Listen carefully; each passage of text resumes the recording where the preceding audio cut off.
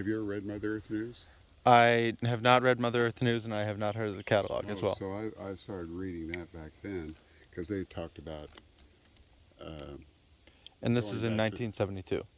maybe a year or two before that, right around 1970s. They started publishing a magazine about going back into to the country, and Organic Gardening was a magazine anyway, that inspired a lot of this, and then read Diet for a Small Planet, uh, which talked about how many pounds of protein it takes to make 1 pound of beef. Yes. Do you want to tell people how many it might be? If I remember correctly, 16 pounds of protein, not just 16 pounds of grain, Yeah, to I've make heard 1 pound a of beef. problem with salmon farming at the moment right now is you have to get like a lot of sardines or some type of other fish for salmon. Uh-huh. So that's not exactly the best either. No, it's not ideal. Uh, so this is the main garden. I like to plant a lot of hot peppers, and sweet potatoes do really well around here. Mm. And Is this mostly for you and your friends? uh, my wife and I have been here since '83, I think. Oh, wow.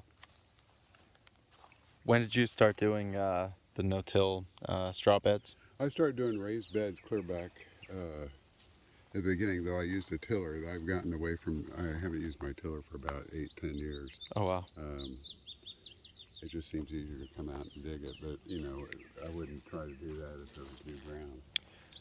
So where exactly are we? I was kind of just driving somewhere to a farm up the road here. I'm going to Sacred Sun Oh, to kind to of like Jake's place? Yeah, you yeah. gotta go up that way. But yeah. Yeah, I turned off the side of the road because I just saw a forest that looked interesting, but Uh-huh. then this led me past your Yeah, place, I and I know was like, Jake. Yeah, yeah. he's from back the same small town I grew up a long time ago. Oh, wonderful. Yeah, yeah.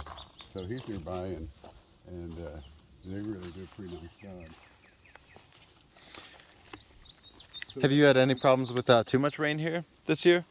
oh, everything drains away from us. We're at the top of the hill, so Mm. the idea of too much rain it doesn't affect us like it would somebody down the bottom.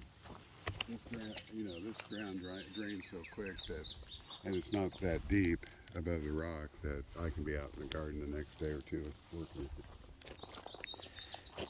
it. And so back right before we got married, meat prices went up, jumped a bunch back in those days, and so we became vegetarians for a long while. Oh, wow. That's where we got it. We moved out in the country and started gardening and becoming concerned about getting organic food too. So we also joined a food co-op in Lawrence called the Community Mercantile, or the MERC, and you should go visit that while you're here. I'm on the board now, Okay.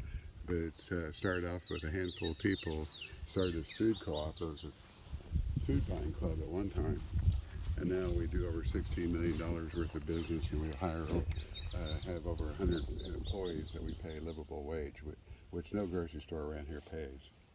Wow. And we sell about 25 to 30% of our produce is all local. All our products are local.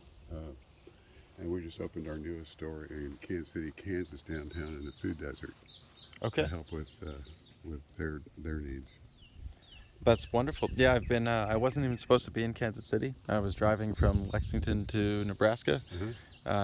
I stopped at one place, it led to another, which led to here. Uh-huh. So it's good Well, to they've just. got. Only Jake can tell you about some of the programs in Kansas City that they're doing, local community gardens and whatnot. And the grocery store is we're really happy to have that happen. Yeah, thank you for sharing all the info, and thank you for just letting me like drive. I mean, I was just driving past and stopping by to say hello, and tour your place. And thank you for everything you're doing with trying to help Uh-huh. sustainable food production. And Well, the other thing you might like is most grocery stores don't own our store. We bought the store.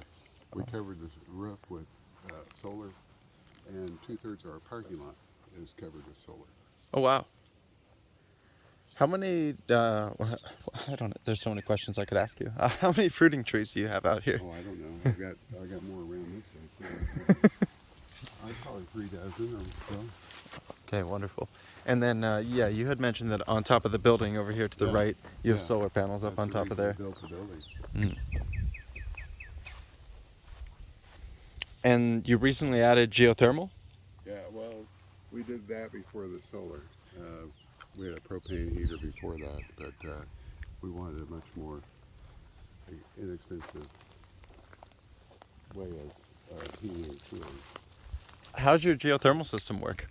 It works great. Out behind the house, there's three 180-foot wells that they dug, and they run loops of PEX through there. So there's saline solution of water circulating through Okay. the ground, and it comes back at 54 degrees. Okay. Instead of having your air conditioner compressor sitting out at 105-degree day trying to cool off your house, the heat pump in there is sitting in a 54-degree area.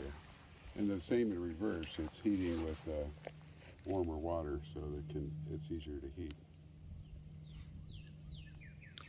Yeah, so it sounds like you felt that a lot of the information was available. This is probably all like 1980 and prior. Why do you think this is going to be a more difficult question? Why do you think these techniques and styles haven't been adopted in more places? And like, why hasn't the lifestyle kind of been adopted more? As you're showing here, it's pretty easy to. This is not exactly the highest of maintenance stuff. You've laid this out in a way where there's. I'm not saying that you don't put a lot of effort into it. Oh, it's a lot of work. It's a lot of work, and It, not everybody's into that. And when I went to high school, it was the last thing I thought I would do. Having grown up in the country, I didn't know that I'd want to come back to it. So I think the first thing is, do you want to live out in the country? right. And not everybody wants to do that. The other part was a lot of people have adopted it. This Mother Earth News is still being published in Topeka right now, and it's still a popular magazine, and they have these fairs around the country that are well attended, of people wanting to find out all this information about That's good. alternative energy and I think it's picked up again Yeah. recently, uh the past even like decade. Yeah, I would I say. agree, and it's more of a getting to a tipping point. Um, I think is what's happening. People are starting to be concerned about the Earth more. Yes, I think so. I hope so. I mean, do you remember when Al Gore did his big Save the Planet thing? Right. So did we think we'd have all the light bulbs changed in this short time to LED? Could we imagine that half of the electricity in Kansas was produced by renewables? It's getting there. Yeah. I mean, I haven't expected that to happen this soon. So yeah, there's the solar. Yeah, this is wonderful. Wow, and these are some of your raised beds also. Yeah, I just harvested potatoes out of those containers on the bottom, and I just harvested my shallots and garlic from the garden. If you're a person, well, I guess it really matters by zone. What would the tips you would give to a first year gardener who wants to do, let's call it, I don't know, maybe 5 or 6 rows? Uh-huh. How would you recommend people go about getting started? Well, I really like the containers. Just Let's go take a peek. Start with them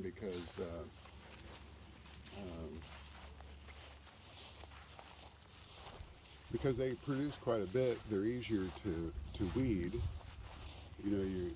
It's not such a huge commitment. People can get overwhelmed when a garden's out there and it gets weedy. When you start with these, the weeds aren't quite as prevalent. They're easier to pull out, and you can grow a lot of carrots in one of these containers quite easily. And that's been the easiest way for us to grow carrots around here because the ground's so rocky. Oh, wow. So we never really have a carrot crop until now. That is a nice tip. Yeah. So I guess there are, that really does make sense, where there's certain ones you could grow in a pot that would be maybe a little atypical for the region. Well, that might be true, and particularly like collards. Or atypical for your soil, I should say. Yeah. I mean, that would be the only way I could grow blueberries around here. I've tried, and there's just too much limestone in the ground around here for that. But over here at these containers, it's the best way to grow herbs. because it's easy to maintain the right handy, so you don't have to walk out the garden to harvest it. Yeah. Um, you know, and there's more basil than anybody can want to use in a year. And then there's new dwarf tomato plants coming out that grow short like this that can produce quite a bit. There's a guy doing breeding of these type of tomatoes that don't grow much taller than that, but are pretty productive. And this is the best way to do greens, like the collards and the kale and the Swiss chard. They keep coming back, and we harvested collards in the first part of January. Oh wow. And we didn't cover them or anything like that. Yeah, you have a lot of knowledge and wisdom. Well, only if you're around long enough, you'll get that. It's true. Yeah. Anything else that you do you want to share at all? Oh, there's always stuff I can go on about this stuff, but you don't need to hear all that. Jake will tell you quite a bit around what's going around here too, and he's been involved with the programs quite a while. He was on the board of the Merck for a while too. But if you go back to Lawrence, and especially if you want to eat something really good, Lawrence is a great town for that. Okay. Yeah, I was in Kansas City today. Uh-huh. I'm not now. Yeah, yeah, but you're 12 miles from Lawrence. Okay. It's not very far. Oh yeah, I'll find something then. College town, and it's a really unique town. Okay. The downtown's really wonderful, and you could throw a rock and hit a good place to eat. Once again, I think I just want to say thanks for doing organic farming for so long and being involved in the environmental movement for as long as you are, and starting markets and helping people Do you and have a card? putting up solar. I'll get something for you. I don't have a card. Okay. That's a mistake. That's all right. And if anybody likes the video, share with anybody that you want to. The purpose of going on the farm tour is to try to share knowledge, which a lot of farmers seem to be willing to. And Oh, yeah. thank you.